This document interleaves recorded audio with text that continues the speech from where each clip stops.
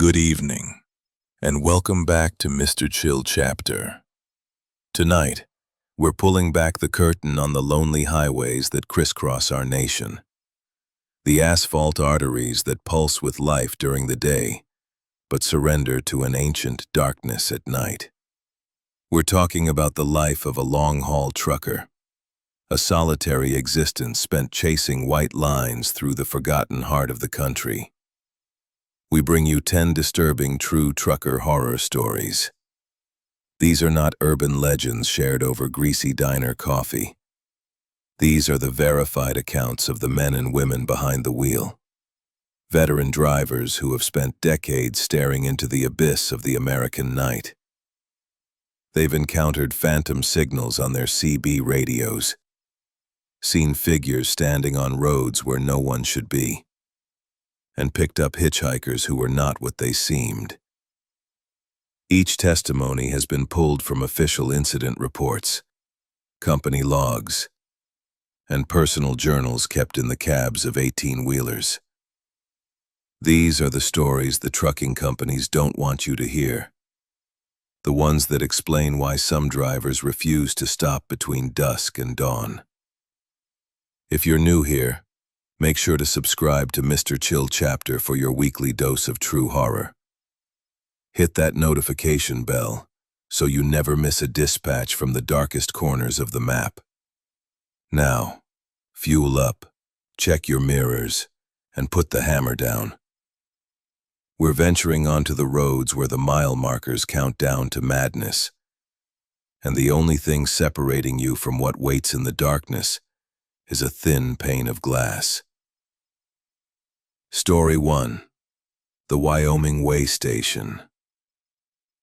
Our first account comes from a driver named Ray, a 30-year veteran of the road. In the winter of 2018, he was hauling a load of industrial machine parts through Wyoming on I-80, a stretch of highway, infamous for its brutal weather and profound, soul-crushing isolation. Ray was the kind of driver who had seen it all, or so he thought.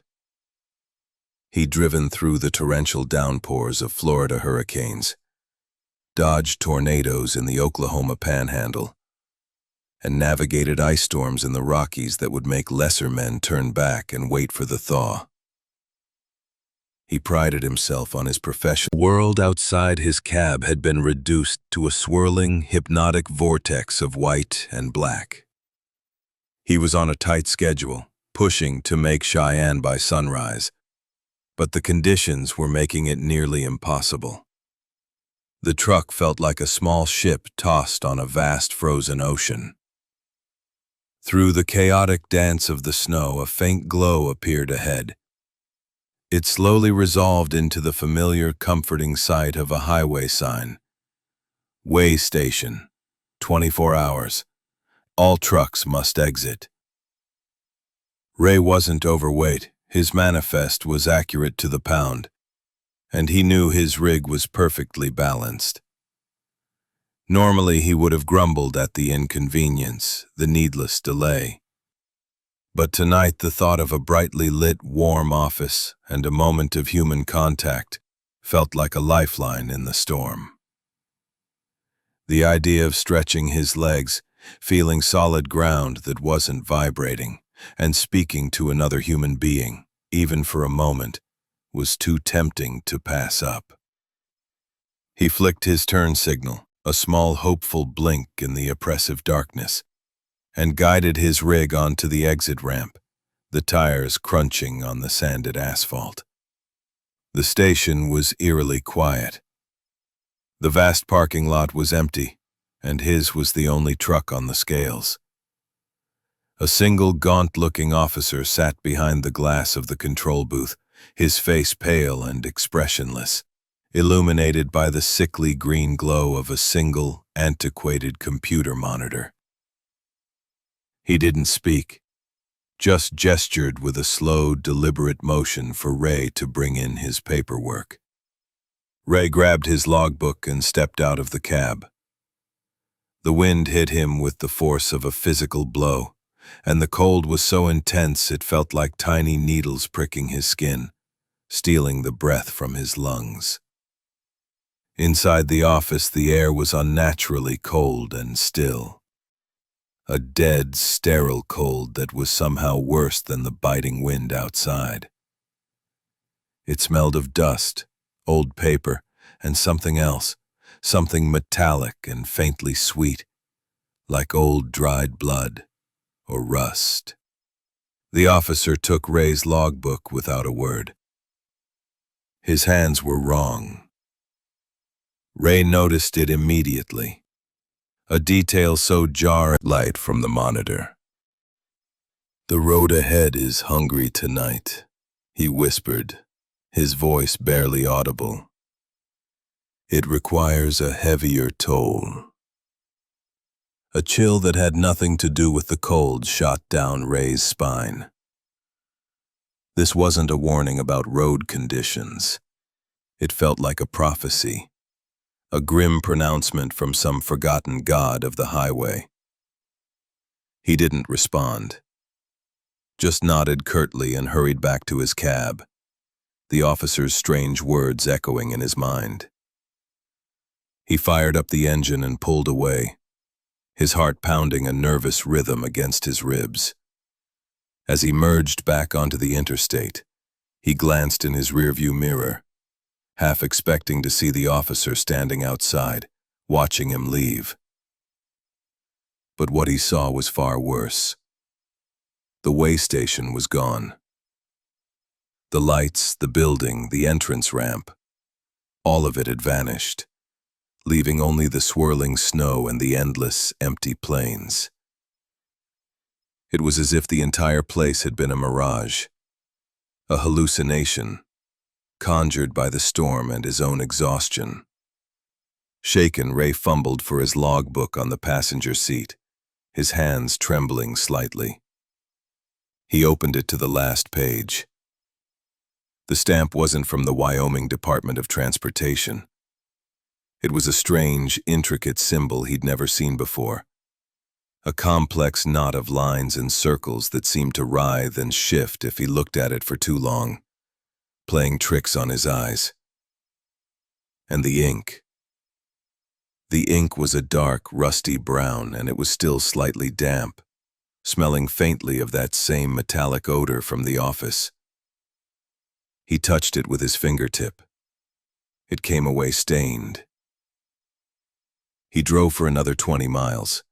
The image of the vanishing station and the cryptic warning burned into his mind. He tried to rationalize it. Sleep deprivation. The hypnotic effect of the snow. A waking dream. But it had felt too real. The cold, the smell, the weight of the logbook in his hand, the damp, strange ink on the page. He turned on his CB, hoping to hear another human voice. But there was only static. Then he saw the flat name. His company. He felt a wave of nausea and leaned against his truck for support. Can I see his logbook?" Ray asked, his voice barely a whisper. The trooper looked at him strangely, noting the matching company jacket and the identical truck. "Why?" "Please," Ray insisted. "It's important." The trooper hesitated, then walked over to an evidence bag and pulled out a scorched, water-damaged logbook they had recovered from the wreck. He handed it to Ray. With trembling fingers, Ray flipped to the last entry. There, on the page, was the same impossible stamp, the same intricate, writhing symbol. The entry time was 2:15 a.m. The location was listed as the Black Creek Way Station. "That's impossible," the trooper said, reading over Ray's shoulder. "The Black Creek Station hasn't been operational in over 40 years. It was torn down in '78 after a DOT officer went missing during a blizzard just like this one. They never found him." Ray never told them about his own stop at the Phantom Station. He knew they wouldn't believe him. They would think he was crazy or in shock. But he understood now. The hungry road, the heavier toll. Whatever entity operated that ghostly station had been expecting a Ray Miller from P&L Logistics. It had weighed his soul, found it wanting, and then simply waited for the next truck with the same name to come along. He had been spared, but only because another man, his spectral twin on the highway, had paid his toll. He drove the rest of the way to Cheyenne in dead silence, the radio off, the ghost of his own death riding shotgun, and the rusty brown stamp in his logbook a permanent, terrifying reminder of the transaction that had taken place on that lonely Wyoming road. He quit driving a month later, unable to shake the feeling that the road was still hungry, and that next time, he might not be so light. Sling Story 2. The radio on Route 66. Every trucker knows the CB radio is a lifeline, a connection to the outside world in the vast emptiness of the American landscape. It's a community of voices in the dark, sharing it from Flagstaff to Kingman. Instead of sticking to the efficient but sterile I-40, she had decided to take a long, meandering detour onto a desolate, unlit stretch of old Route 66 in Arizona. This section of the Mother Road had been bypassed by the interstate decades ago, and had largely been left to crumble back into the desert. Crimson had set hours earlier, painting the desert sky in shades of bruised purple and deep indigo. The moon was a sliver, a pale comma in an inky black sentence, offering little light. The road stretched ahead like a black ribbon unwinding into infinity, the faded white lines barely visible in the sweep of her headlights. The only signs of life were the hardy desert scrub, the skeletal arms of Joshua trees reaching for the star-dusted sky, and the occasional, distant twinkle of a satellite. The silence was profound, broken only by the deep, rhythmic drone of her engine. Michigan, which had been silent for hours, suddenly crackled to life. It wasn't the usual burst of static or the faint, overlapping chatter from a distant highway. This was a single, clear transmission that cut through the silence with startling clarity. A child's voice, a little girl, came through, as clear as if she were sitting in the passenger seat. "Breaker 19, is there a big rig out there? My daddy's car broke down. We're cold." Misery's heart sank. A breakdown on this stretch of road was dangerous. There was no cell service for at least 50 miles in either direction, and traffic was non-existent after dark. The temperature in the high desert could plummet after sunset, becoming life-threatening for anyone stranded without shelter. She keyed her mic, her voice warm and reassuring, honed by years of being the calm, steady presence on the airwaves. "This is Road Angel. Come back. I read you loud and clear. What's your 20, little one?" The girl's voice was small and laced with a tremor of fear that felt chillingly real. It wasn't the sound of a prank. It was the sound of genuine distress. "We're at mile marker 114. My daddy's trying to fix the car, but it's real dark. He says the engine is broken." Running lights did look like a celebration in the dark. The thought of being a symbol of hope for this stranded family spurred her on. As she rounded a long, sweeping curve, she saw it. Just past the faded, bullet-riddled mile marker 114 sign, a vintage blue sedan.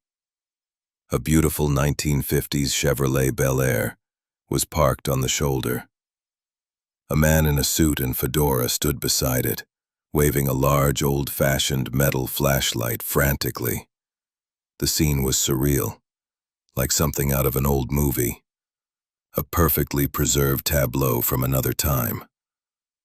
Maria pulled her rig over, the air brakes hissing in the silence, a sound that seemed to startle the night. She grabbed her emergency kit, a heavy-duty flashlight and a thick wool blanket from her sleeper cab. "I'm here, Lily," she said into her radio. "Tell your daddy I'm coming."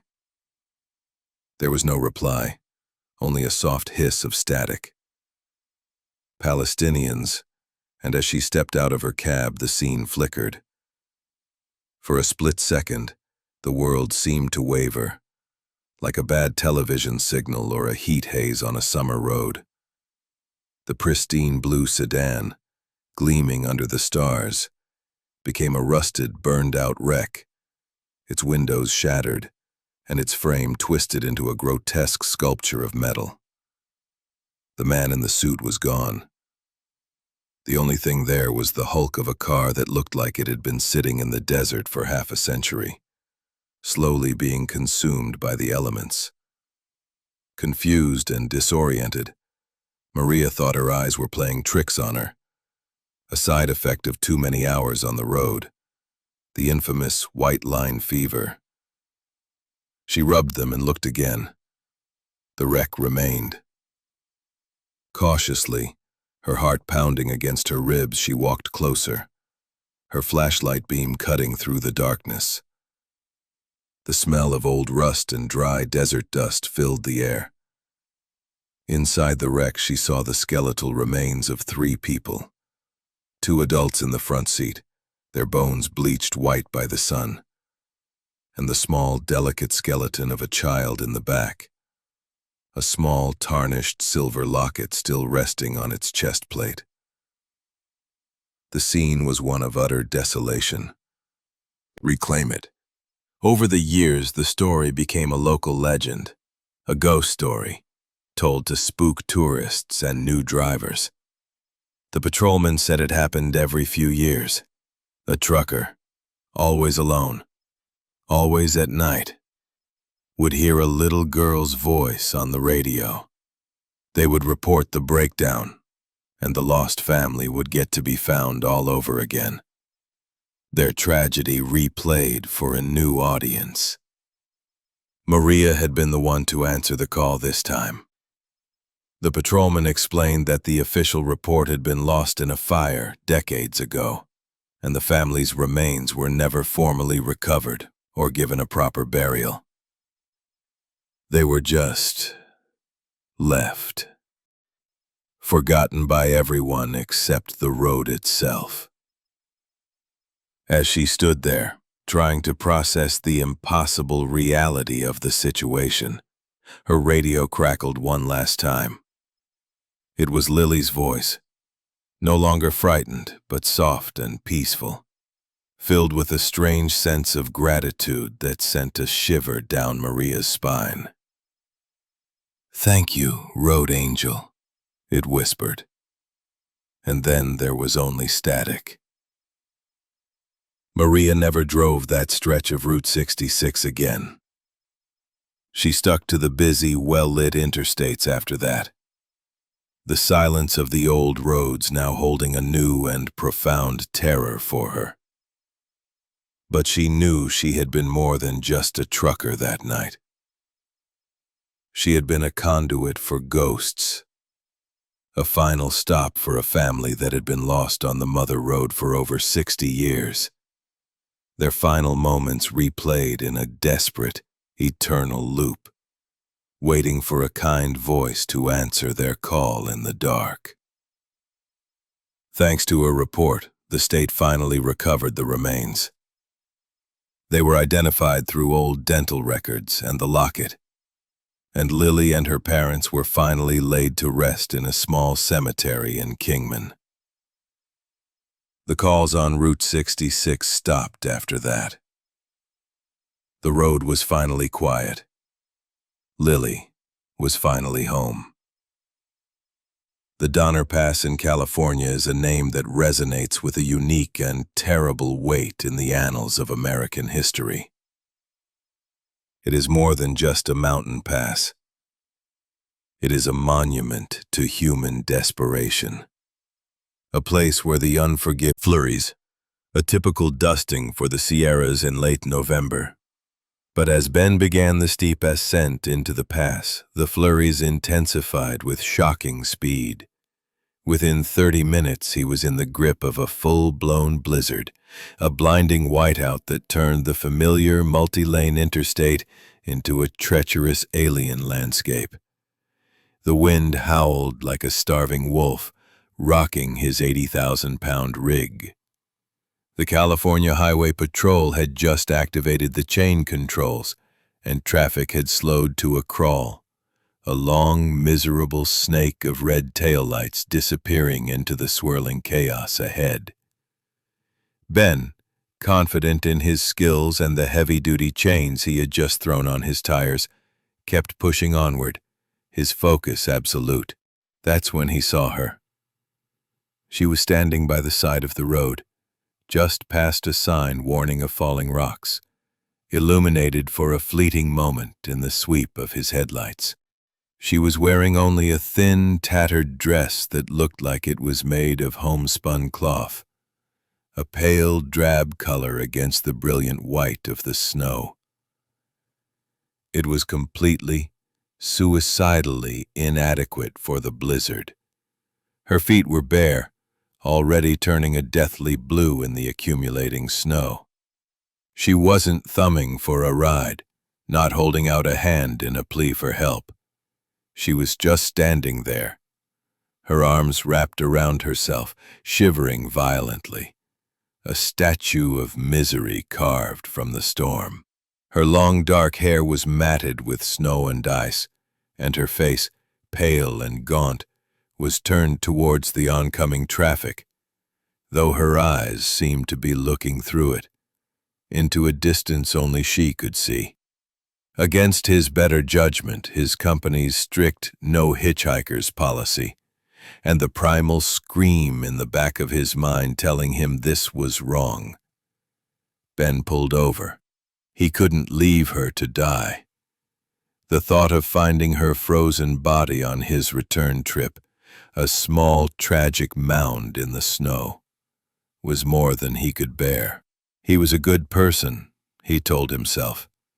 This was the right thing to do.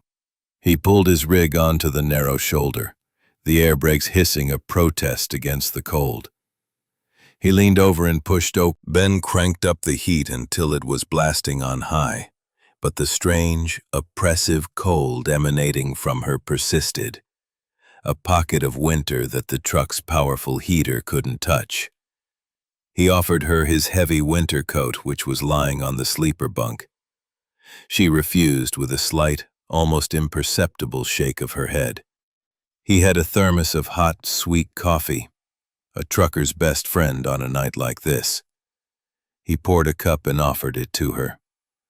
Again she shook her head, never taking her eyes off the swirling snow in the headlights.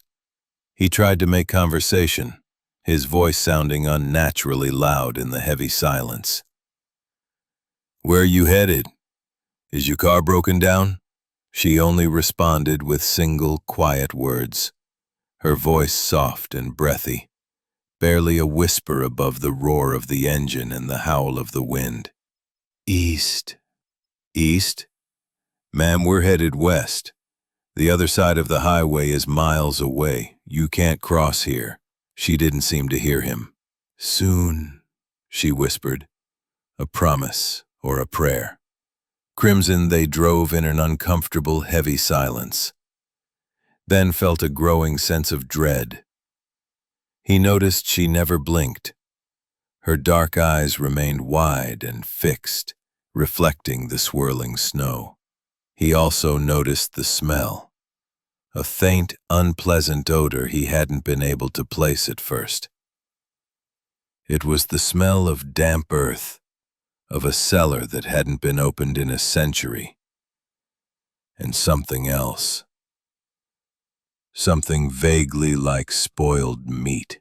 He tried to dismiss it as a trick of the cold, his senses playing games with him. Finally, as they neared the summit of the pass, she stirred.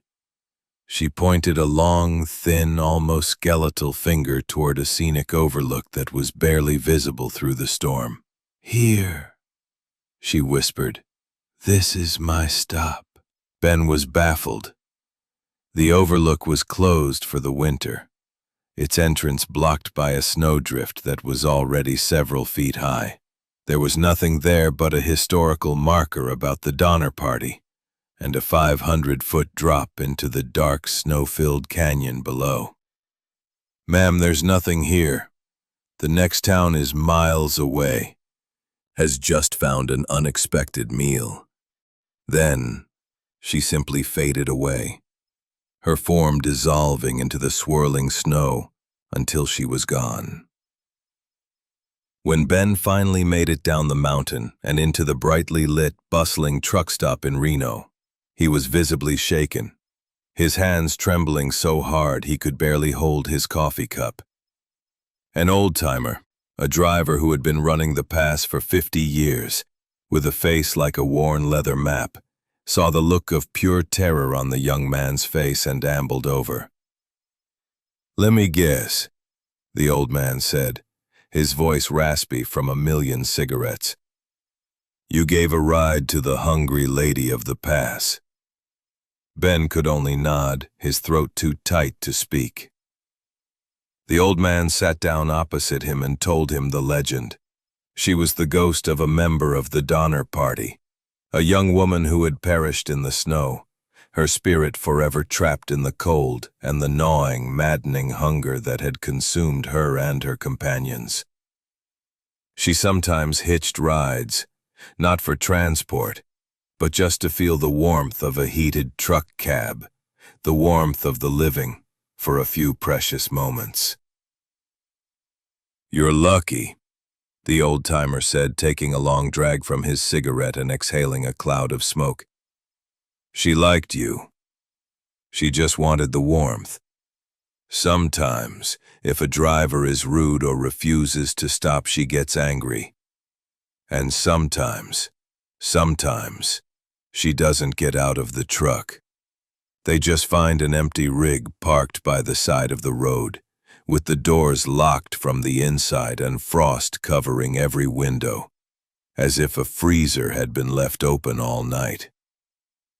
They say she takes the warmth with her, right out of their bodies. Then never drove the Donner Pass at night again. The memory of that cold, that smell, and that terrible hungry smile was burned into his mind. He learned that some ghosts don't rattle chains or moan in attics.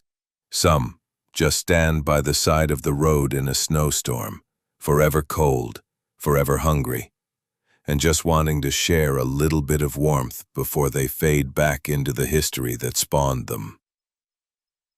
And he learned that some acts of kindness on the loneliest road, nature of the destination, and the need for a driver with a clean background and a reputation for discretion. But from the moment he hitched the trailer in the sterile, floodlit port terminal, it felt wrong. The terminal itself was strange, operated not by longshoremen but by silent men in plain, dark uniforms who moved with military precision. When he backed his rig up to the container, the connection didn't feel right.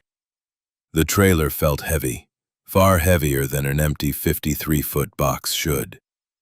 And as he pulled out of the port and made his first few turns onto the highway, the weight seemed to shift and settle with a strange, liquid inertia, a sluggish, unsettling sway that made the hairs on his arms stand up. He chalked it up to wind, or maybe a miscalibrated fifth wheel. He was a practical man, not one for flights of fancy. He trusted his gauges and his experience, and both told him something was off. But the paperwork said otherwise.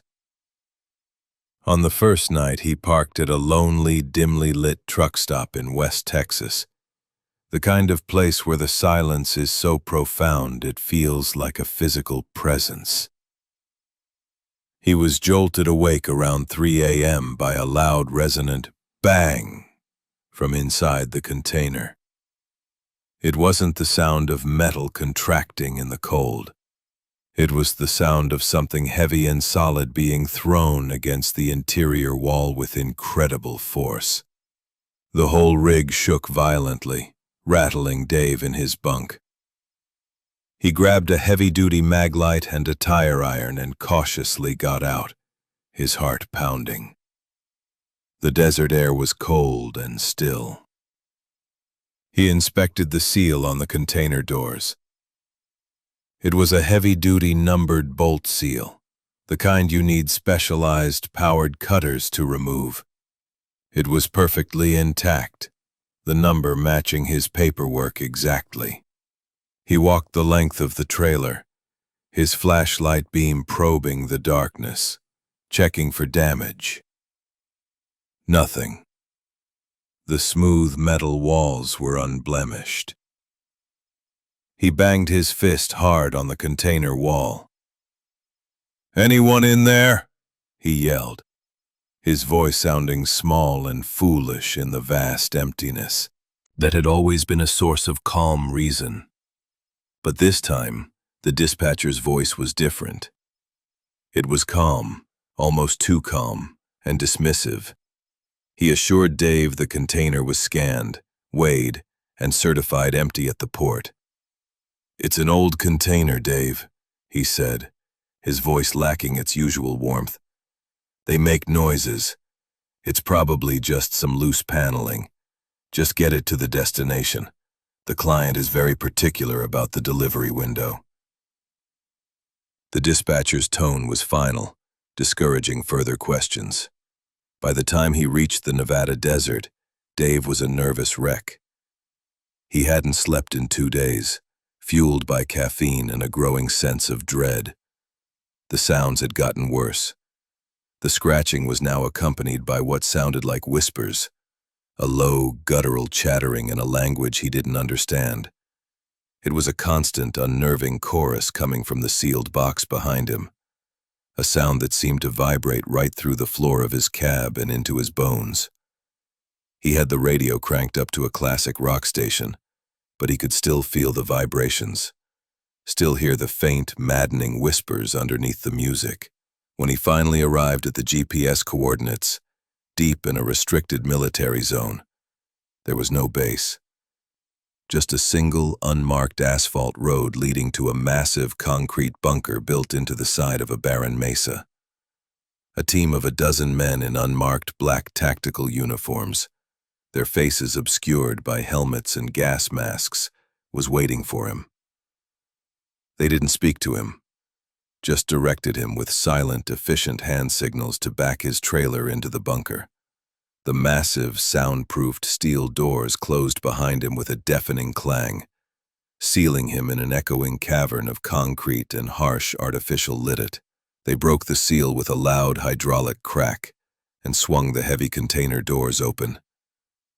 Dave, watching from his cab, his hands gripping the steering wheel, expected to see nothing, to be vindicated in his fear that he was losing his mind. But the container wasn't empty. It was filled with strange, geometric metal cages, made of a dark, non-reflective alloy he'd never seen before. The cages were arranged in neat rows, but all of them were desert night. He saw them through his side mirror. 2 men with military-grade flamethrowers were cleansing the inside of his container, bathing it in roaring jets of fire that lit up the dark interior of the bunker like a vision of hell. Dave never found out what was supposed to be in those cages. He never asked. He took the money, drove to Reno, and spent a week in a cheap motel, trying to drink the memory away. But he knows one thing for sure. The container wasn't empty when he started. And he knows that somewhere out in the vast, dark expanse of the Texas scrubland, where the nights are long and there are plenty of places for something to hide, something strong and intelligent and very, very angry, is now free. He sold his rig a month later and took a local dispatching job, never again wanting to be alone on a dark highway with a sealed box behind him, wondering what might be inside, trying to get out. Story 5. The Appalachian Doppelganger. A trucker named Mike was a creature of habit, a man who found comfort and safety in the predictable rhythms of the road. In 2021, he was running a dedicated route through the Appalachian Mountains of West Virginia. A steady, predictable gig, hauling coal ash from a power plant near Charleston to a disposal site in the eastern part of the state. The route was winding and often treacherous, especially in bad weather. But Mike knew every curve, every steep grade, and every potential hazard like the back of his hand. His life was measured in mile markers and delivery windows, and he wouldn't have had it any other way. Presumption of his unwavering routine was a stop at the same small family-owned truck stop, Brenda's place, every Tuesday night. It wasn't much, just a handful of pumps, a gravel lot, and a small diner that served strong coffee and honest home-cooked food. But for Mike, it was an anchor in his solitary world. He knew the owner, a friendly, no-nonsense woman named Brenda, who had run the place for 30 years. She always had a fresh pot of coffee waiting and would save him a slice of custom chrome and the small faded decal of his favorite football team on the passenger side window. It was parked in his usual spot, under the security light. Mike found this deeply odd. It wasn't just another truck of the same model. It was his truck, or an exact replica. He felt a strange, prickling sense of violation, as if he had come home to find a stranger wearing his clothes and sitting in his favorite chair. He dismissed it as a bizarre coincidence. There were thousands of Kenworths on the road. He parked next to it, the two identical rigs sitting side by side like uncanny twins in the misty glow of the security light. He went inside, the bell over the door jingling with a cheerfulness that felt completely at odds with the oppressive fog and the strange sight in the parking lot. Brenda was behind the counter, wiping it down, but her movements were jerky, and her face was pale and nervous. When she saw Mike walk in, a look of profound relief washed over her, quickly followed by a deep, furrowed confusion that made her look 10 years older. "Mike," she whispered, her voice trembling as she clutched the damp rag in her hand. "Oh, thank God you're here. You forgot your wallet." Mike was confused. He instinctively patted his back pocket. His worn leather wallet was right where it always was, a familiar, comforting weight. "No, Brenda, I just got here. My wallet's right here." He pulled it out and placed it on the counter to show her. Brenda's eyes widened in terror. The color drained from her face. She slowly raised a shaky hand and pointed to a booth in the far corner of the dining area, a spot shrouded in shadow. That's impossible," she said, her voice barely audible above the hum of the coffee machine. "You've been sitting in that booth, drinking coffee for the last hour." Mike's blood ran cold. He turned and looked toward the corner booth. Sitting there, partially obscured by the shadows, was a man who looked exactly like him. Same company jacket, same faded baseball cap pulled low, same tired expression etched onto his face, same 3-day stubble. Surprise. Only a cold, chilling emptiness. The doppelganger gave a slight, almost imperceptible nod to Brenda, a gesture of acknowledgement that was terrifying in its casualness. Then, he walked out the door, without a sound, the bell above the door remaining eerily silent as he passed through the threshold. Mike watched, mesmerized and horrified, as the figure climbed into the other truck, started the engine with a low rumble that was identical to his own, and pulled out of the lot. Its headlights cut through the fog for a moment before being swallowed whole, disappearing north into the night. Brenda, now trembling uncontrollably, told Mike that the other man had come in an hour ago.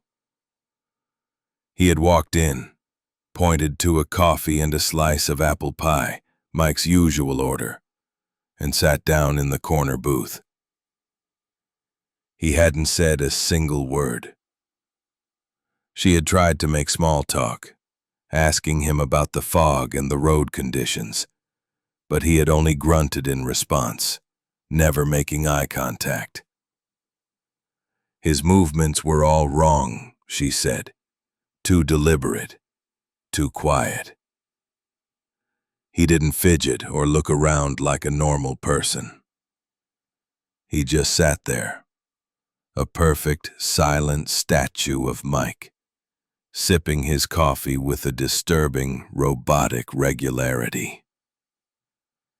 Mike called the sheriff. A deputy, a young man who looked like he'd rather be anywhere else, arrived and took their statements with a look of weary skepticism. But he dutifully put out a call to be on the lookout for the other truck. An hour later, the call came back. A state trooper had found the other truck abandoned 10 miles up the road, pulled over on the shoulder, its engine cold. There was no sign of the driver. The cab was immaculately clean, almost sterile. There was no logbook, no personal items, no fingerprints, nothing to indicate who the driver was or where he had gone. The VIN number on the dash had been professionally and meticulously filed off.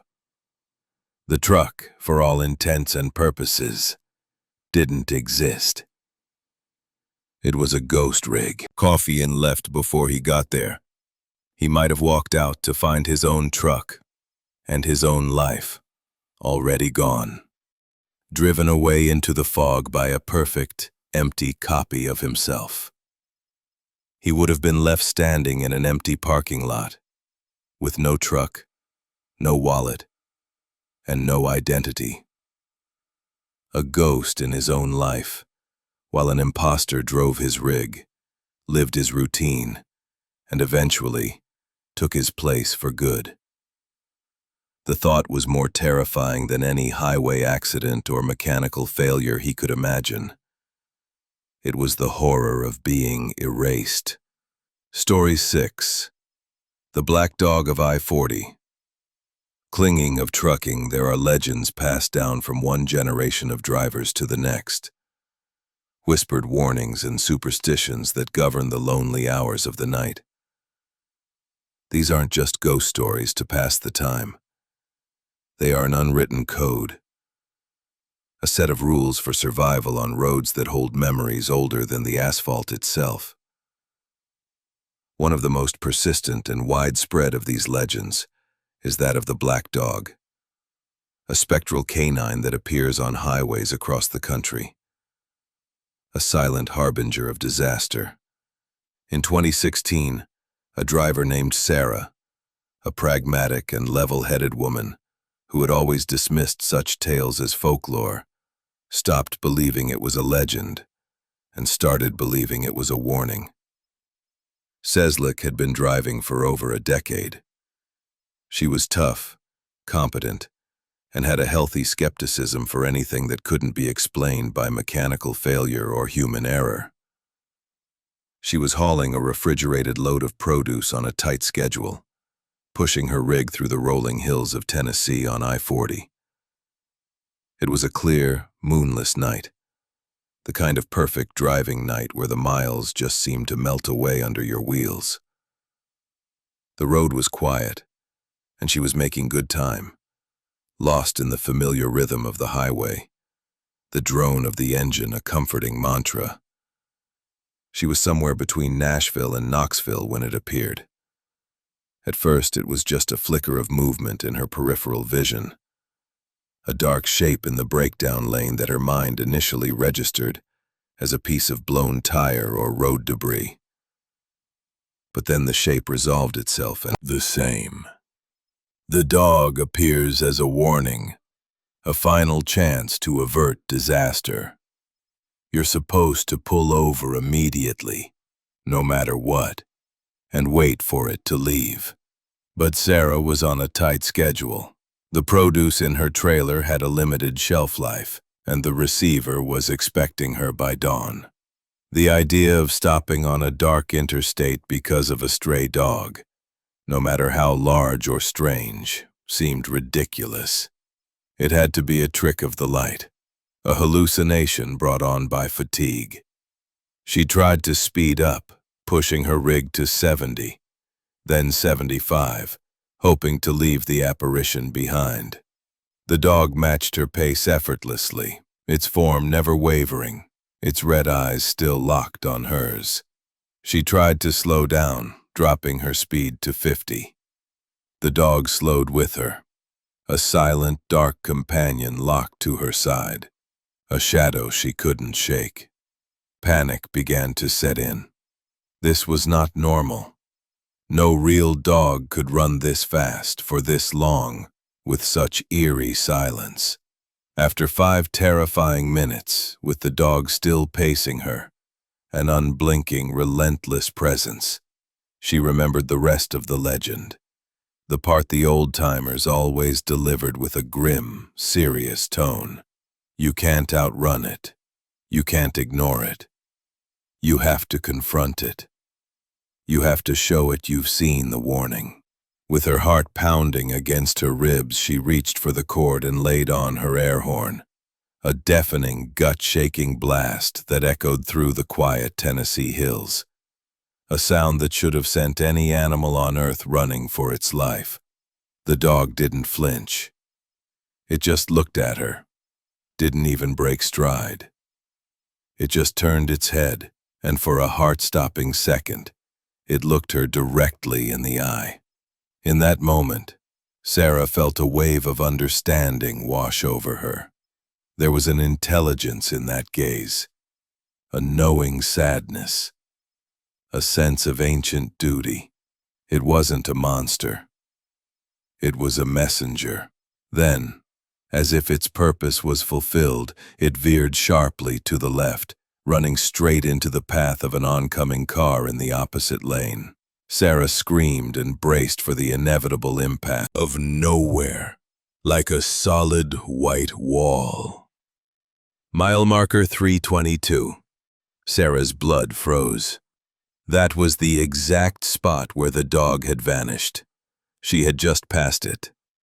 Sarah's for another hour, listening to the radio chatter as emergency services arrived at the scene.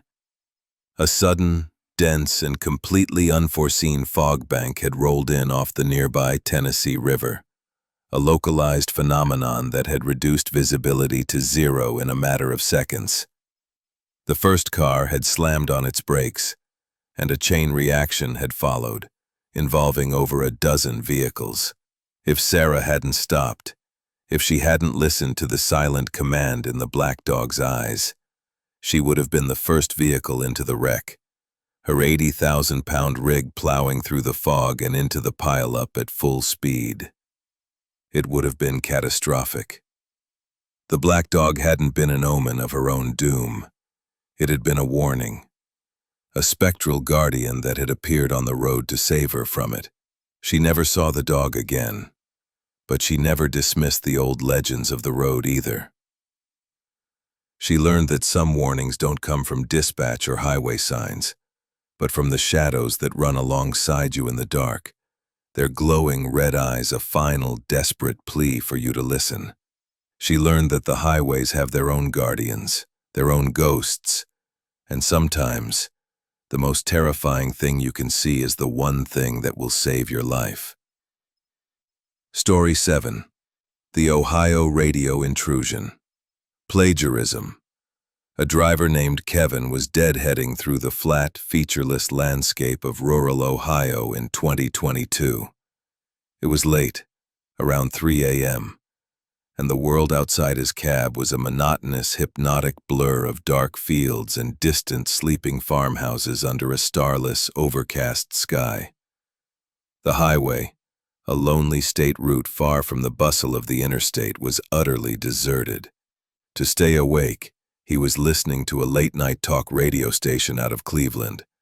The host's voice a comforting, human drone against the steady hum of his engine. They were discussing something mundane, local politics, a subject Kevin couldn't care less about. But the sound of a human voice was all that mattered in these deep, solitary. A string of GPS coordinates followed, read out with the same chilling, robotic precision. Kevin, a cynical driver with a decade of experience and a healthy distrust of authority, immediately assumed it was a prank. It had to be. It was some elaborate, sophisticated broadcast hack, the kind of thing he'd heard about on internet forums. Asset termination? It sounded like something out of a bad spy movie. He was about to change the station, a smirk on his face, when his company issued GPS, a closed system that couldn't be manually altered by the driver, beeped loudly. The screen flickered, went blank for a second, and then repopulated. His route, the simple line leading to his home terminal, was gone. In its place was a new, complex route, ending at the exact coordinates the radio voice had announced. The destination was a dirt road in the middle of a cornfield, miles from any town, factory, or facility of any kind. A cold dread, heavy and suffocating, began to wash over him. This wasn't a prank. Silenced. His phone rang, the shrill sound making him jump.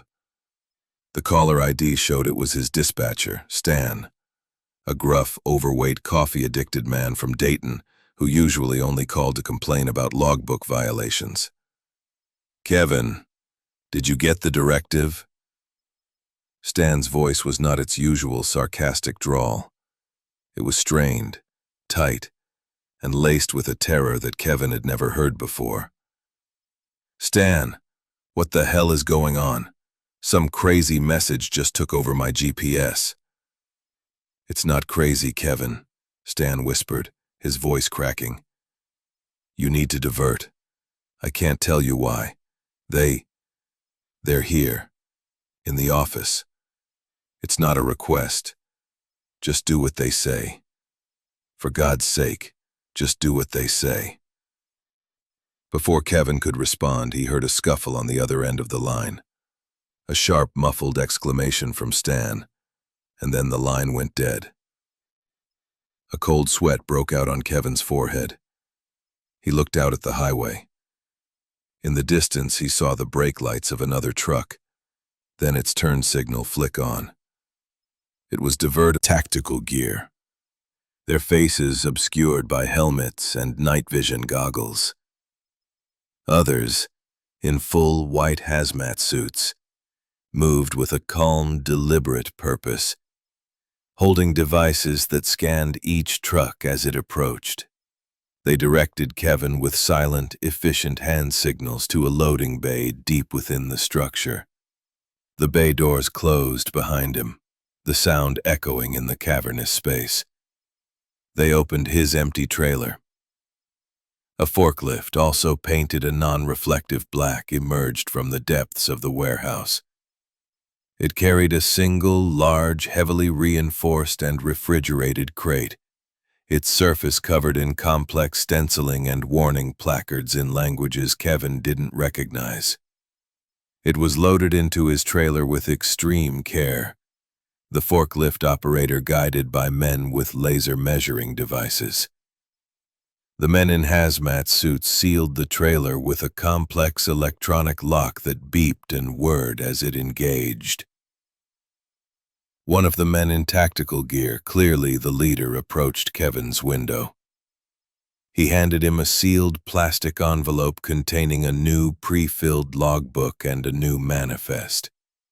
The destination was a private research facility in the Maryland suburbs. The cargo was listed as cryogenic geological samples. The leader leaned in close to his window, his voice muffled and distorted by his helmet. "You will not stop for any reason. Not for fuel, not for food, not for law enforcement. Your tank is full and your route has been cleared. There will be no traffic. If you are pulled over, give them this, he said, tapping a separate, laminated card in the envelope. They will let you proceed. If you hear any noise from the back, you will increase your speed by 10 miles per hour. Do not slow down. Do not investigate. Your only job is to drive. Do you understand? Kevin, his throat dry, could only nod. He drove for 12 hours straight, a journey through a strange, empty version of America. As the man had promised, the roads were clear. On the interstate, he saw state police cars blocking on-ramps, waving other traffic away, creating a sterile corridor for fled from the sound of his own cargo. He arrived at the facility, another anonymous building in a quiet, suburban office park. Another team of silent, armed men was waiting. They unloaded the crate with the same unnerving precision. A different man, this one in a lab coat, approached his window. He didn't hand Kevin an envelope. Instead, he pointed to a duffel bag on the ground. Your payment. Your truck has been refueled. Your logbook is in order. Go home, driver, the man said, his eyes cold and clinical. As far as your company is concerned, you took a few personal days for a family emergency. This run never happened. Kevin never found out what he was hauling, but he knows it wasn't rocks. He knows that somewhere there is a system, a hidden authority with the power to take control of every truck on the highway with a single secret broadcast, turning ordinary drivers into unwilling couriers for cargo that was never meant to see the light of day. He took the money, but he quit driving the next week.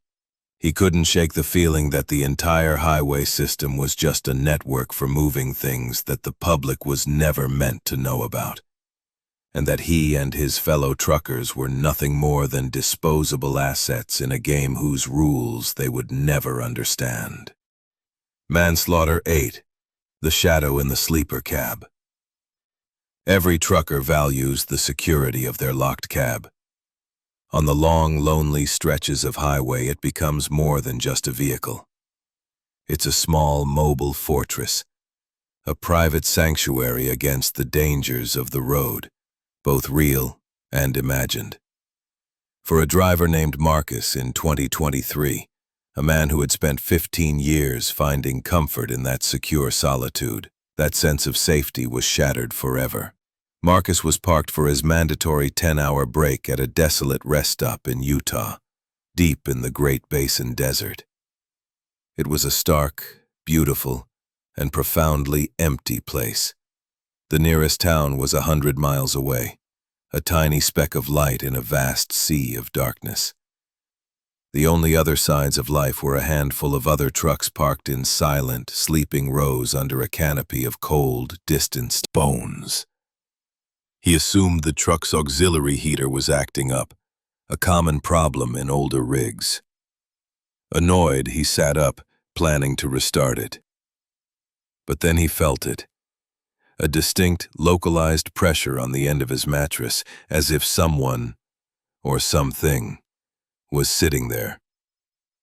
His heart hammered in his chest, a frantic drum against the silence.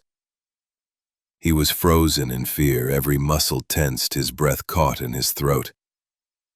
He strained his ears, listening. And he could hear it. Faint, shallow breathing that wasn't his own. It was slow and ragged, a dry, papery sound, like the last breaths of a dying man, but it was steady, rhythmic, and undeniably present in the small enclosed space with him. He knew his doors were locked. He had checked them himself. No one could have gotten in without breaking a window, an act that would have woken him instantly. His mind raced, trying to find a logical explanation. A stray animal that had somehow gotten trapped inside? A mechanical noise from the truck he'd never heard before. But the weight on his bed was unmistakable. It was the solid, present weight of a body.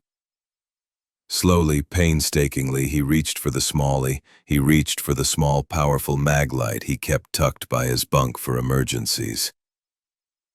His movements were agonizingly slow, each tiny shift of his weight on the mattress seeming to echo in the crushing silence. He counted to 3 in his head, his mind screaming. Then, with a surge of adrenaline, he flicked on the flashlight, swinging the bright, sharp beam toward the foot of his bed. There was nothing there. The mattress was empty. The pressure was gone. The ragged breathing had stopped. The cab was silent again, save for the frantic pounding of his own heart. He scanned every inch of the small space with the flashlight beam. The corners, the space under the bunk, the small closet. Nothing. It was empty. Convinced he had been dreaming a vivid nightmare brought on by a bad meal at the last truck stop, he tried to go back to sleep. Watch as the shadow thing crept closer, its form indistinct, but its intent palpable. When it reached the level of his bunk, it paused. 2 faint pinpricks of red light ignited within the blackness of its head, fixing on him. They were eyes, and they were filled with a cold, ancient malevolence. The ragged, papery breathing started again, closer this time, right next to his ear. He could feel a cold draft on his cheek with each exhalation. That broke the paralysis. Marcus screamed, a raw, guttural sound of pure terror, and scrambled for the door, flailing wildly in the dark. He fumbled with the lock, his fingers clumsy and slick with sweat.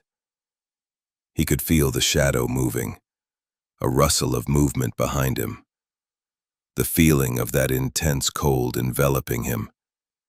He finally managed to unlock the door and burst out of his cab, tumbling onto the cold asphalt of the rest stop. He didn't look back. He just ran, barefoot and in his sleeping clothes, across the cold, empty parking lot, not stopping until he reached the brightly lit cinder-block restroom building. He locked himself in a stall and stayed there until the first gray light of dawn began to creep over the distant mountains, trembling uncontrollably. The image of those red eyes burned into his mind. When he finally worked up the courage to go back to his truck, the sun was up, casting long shadows across the lot. From the outside, everything looked normal. But when he opened the driver's side door, a wave of frigid air washed over him. The inside of the cab was freezing cold, far colder than the morning air. A thin, delicate layer of frost covered the inside of all the windows, sparkling in the morning sun. And there, on the fogged-up glass of the passenger side window, was a handprint. It was visible from the inside, as if someone had pressed their hand against the glass from within the locked cab. But it wasn't a human handprint. It was long and slender, with only 3 fingers and a thumb, all of them impossibly long and ending in sharp, pointed tips. Marcus didn't get back in the sleeper cab. He drove the remaining, a driver named Marcus in 2023. A man who had spent 15 years finding comfort in that secure solitude. That sense of safety was shattered forever. Missions was parked for his mandatory 10-hour break at a desolate rest stop in Utah, deep in the Great Basin Desert. It was a stark, beautiful, and profoundly empty place. The nearest town was 100 miles away, a tiny speck of light in a vast sea of darkness. The only other signs of life were a handful of other trucks parked in silent, sleeping rows under a canopy of cold, distant stars. So bright and numerous they seemed to tear holes in the fabric of the night. The silence was absolute, a physical presence that pressed in from all sides. He did his usual routine, a ritual honed by years on the road to maximize safety and peace of mind. He parked under one of the few working lights, locked his doors, and checked them twice by pulling hard on the handles. He drew the thick, light-blocking curtain that separated the driver's area from his sleeper cab, creating a small, dark cocoon for himself. He settled into his bunk, the familiar, gentle rocking of the rig a comforting lullaby. Within minutes, he was asleep. Around 3 a.m., the deadest hour of the night, he was awakened by a subtle but pervasive feeling of intense cold. It wasn't the normal chill of a desert night. It was a damp, penetrating cold that felt like it was seeping into his bones. He assumed the truck's auxiliary heater was acting up, a common problem in older rigs. Annoyed, he sat up, planning to restart it. But then he felt it, a distinct, localized pressure on the end of his mattress, as if someone or something was sitting there. His heart hammered in his chest, a frantic drum against the silence. He was frozen in fear, every muscle tensed, his breath caught in his throat. He strained his ears, listening, and he could hear it. Faint, shallow breathing that wasn't his own. It was slow and ragged, a dry gone. The ragged breathing had stopped. The cab was silent again, save for the frantic pounding of his own heart. He scanned every inch of the small space with the flashlight beam, the corners, the space under the bunk, the small closet. Nothing. It was empty. Convinced he had been dreaming, a vivid nightmare brought on by a bad meal at the last truck stop, he tried to go back to sleep. He turned off the flashlight, plunging the cab back into absolute darkness. He lay there for a long time, his eyes wide open. Staring up at the ceiling he couldn't see, his body rigid with residual fear. But as his eyes slowly adjusted to the pitch black, he saw it. A shadow, darker than the surrounding blackness, was detaching itself from the corner of the ceiling where the two walls met. It wasn't a trick of the light. There was no light. It was an area of absolute light-devouring void. It was tall and impossibly thin, with long spindly limbs that seemed to bend at too many joints. It unfolded itself slowly, silently, like a spider unfurling its legs, and began to crawl down the wall toward him. Its movement was silent, fluid, and utterly unnatural. It didn't obey the laws of gravity, clinging to the vertical surface as if it were the floor.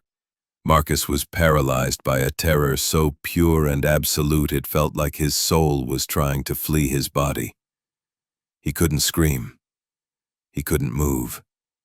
He could only watch as the shadow thing crept closer, its form indistinct but its intent palpable.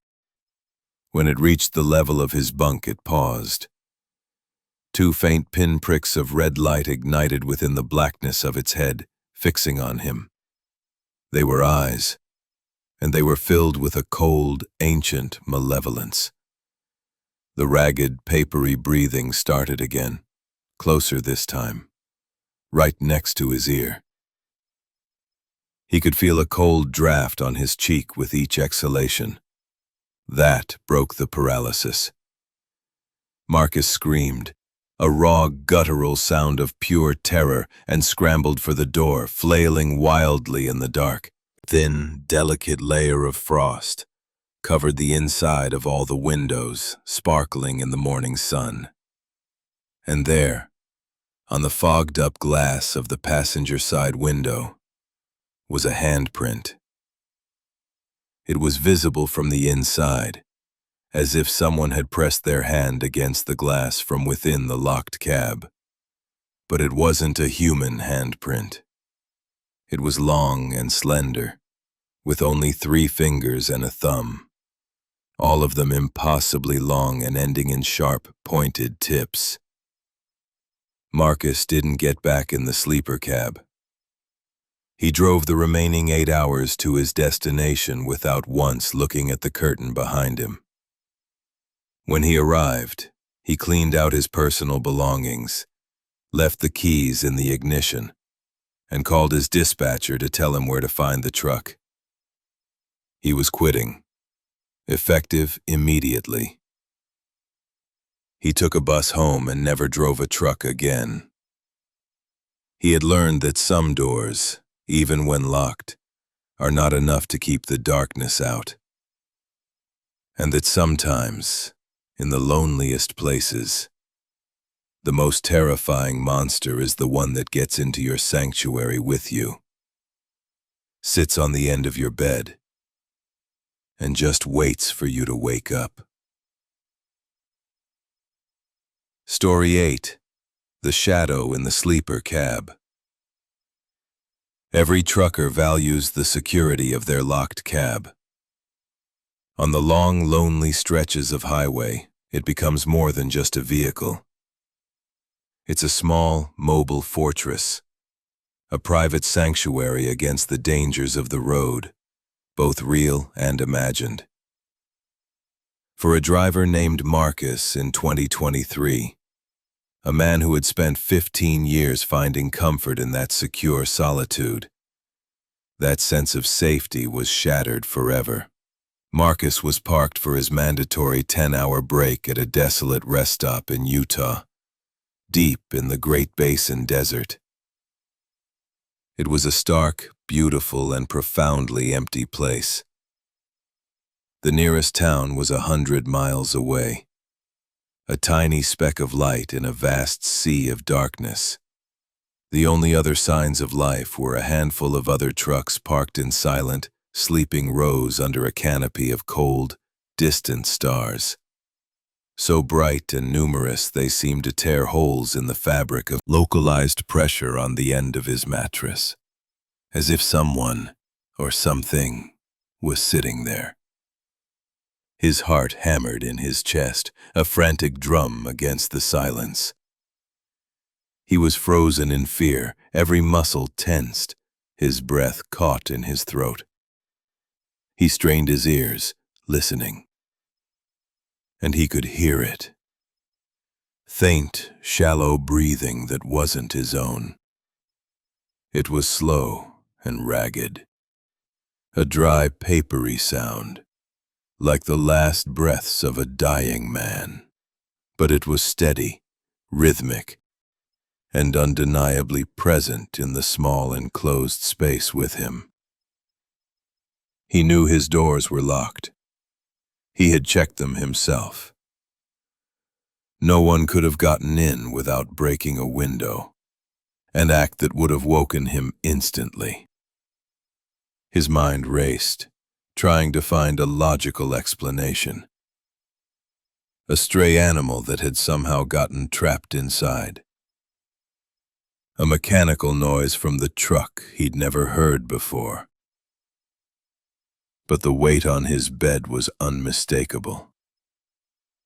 It was the solid, present weight of a body.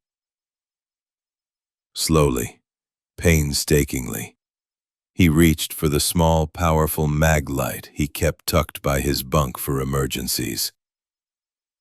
His movements were agonizingly slow, each tiny shift of his weight on the mattress seeming to echo in the crushing silence. He counted to 3 in his head, his mind screaming. Then, with a surge of adrenaline, he flicked on the flashlight, swinging the bright, sharp beam toward the foot of his bed. There was nothing there. The mattress was empty. The pressure was gone. The ragged breathing had stopped. The cab was silent again, save for the frantic pounding of his own heart. He scanned every inch of the small space with the flashlight beam. The corners, the space under the bunk, the small closet. Nothing. It was empty. Convinced he had been dreaming, a vivid nightmare brought on by a bad meal at the last truck stop, he tried to go back to sleep. He turned off the flashlight, plunging the cab back into absolute darkness. He lay within the blackness of its head, fixing on him. They were eyes, and they were filled with a cold, ancient malevolence. The ragged, papery breathing started again, closer this time, right next to his ear. He could feel a cold draft on his cheek with each exhalation. That broke the paralysis. Marcus screamed, a raw, guttural sound of pure terror, and scrambled for the door, flailing wildly in the dark. He fumbled with the lock, his fingers clumsy and slick with sweat. He could feel the shadow moving, a rustle of movement behind him, the feeling of that intense cold enveloping him. He finally managed to unlock the door and burst out of his cab, tumbling onto the cold asphalt of the rest stop. He didn't look back. He just ran, barefoot and in his sleeping clothes, across the cold, empty parking lot, not stopping until he reached the brightly lit, cinder-block restroom building. He locked himself in a stall and stayed there until the first gray light of dawn began to creep over the distant mountains, trembling uncontrollably. The image of those red eyes burned into his mind. When he finally worked up the courage to go back to his truck, the sun was up, casting long shadows across the lot. From the outside, everything looked normal. But when he opened the driver's side door, a wave of frigid air washed over him. The inside of the cab was freezing cold, far colder than the morning air. A thin, delicate layer of frost covered the inside of all the windows, sparkling in the morning sun. Missions. And there, on the fogged-up glass of the passenger side window, was a handprint. It was visible from the inside, as if someone had pressed their hand against the glass from within the locked cab. But it wasn't a human handprint. It was long and slender, with only 3 fingers and a thumb, all of them impossibly long and ending in sharp, pointed tips. Marcus didn't get back in the sleeper cab. He drove the remaining 8 hours to his destination without once looking at the curtain behind him. When he arrived, he cleaned out his personal belongings, left the key. Headlights. Rejection from phantom way stations that demand a terrible toll, to ghostly radio calls that echo across decades, from spectral hitchhikers forever trapped in a cold, hungry past, to mysterious cargo that was never meant to be moved. These accounts remind us that the vast, open spaces of our country are not as empty as they seem. They are filled with history, with tragedy, and with entities that still wander the roads, their purposes as mysterious and as dark as the night itself. The men and women who drive these routes are the lifeblood of our nation, but they are also the silent sentinels of its loneliest frontiers. They are the ones who see what happens when the rest of the world is asleep, who witness the strange lights in the desert sky, and the fleeting shapes on the edge of the woods. They understand that some roads hold memories, and some legends are more than just stories. They are warnings. Sickness. So the next time you're on a dark highway and you see the distant lights of a lone big rig, remember the driver behind the wheel. They are not just hauling freight. They are navigating a world that most of us will never see. A world of shadows, omens, and final mile markers. Thank you for joining us on this journey into the darkness at the heart of the American highway. Until next time, stay safe, check your mirrors, and be careful who or what you follow into the night. This is Mr. Chill Chapter, signing off.